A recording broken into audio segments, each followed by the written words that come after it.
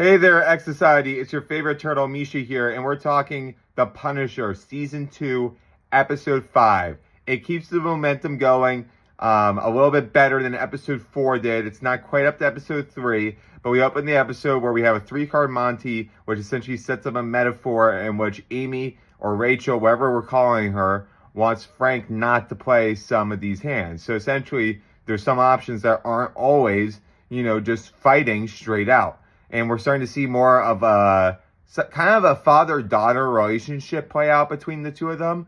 I'm not sure how I feel about that. How old is she supposed to be, actually? That's a good question. Because it's implied at the start of the show she's like 15 or 16, but she's in college. But was that a cover story? It's hard to tell. So there's a big difference, between a 16-year-old and a 26-year-old woman.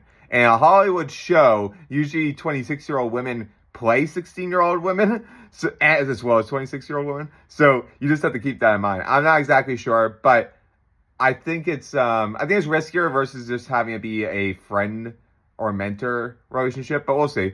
The Russians, we have Frank beating them the hell up. He literally just beats them up in front of their owner.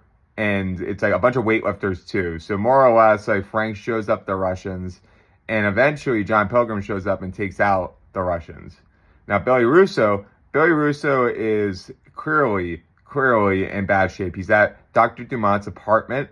He just kind of showed up there, and it seems to me that he's not faking some of this. And he overhears a conversation between Dr. Dumont and another veteran, Jake. So Billy actually follows Jake to a bar after a support group meeting, and they joke, and it seems like they're building up some sort of alliance here. And Jake is very, very enamored with Russo. He's like, I know who you are. And he shakes his hand and says, I'm not exactly sure why that would be the case. But anyway, Madani's still dealing with the aftermath of being shot in the head. I feel like her character has just kind of been floating and more of a plot device this season to kind of keep Frank and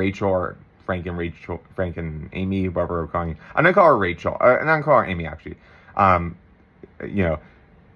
feel like she's just a plot device to get Frank and Rachel moving from, Michigan to New York City. So overall, I think this episode was solid, a lot better than episode 4. And I'm hoping that we can get some more momentum in the middle of the season here and it doesn't slow down to a crawl. Anyway, Misha here, X Society, TV and Movies. We out.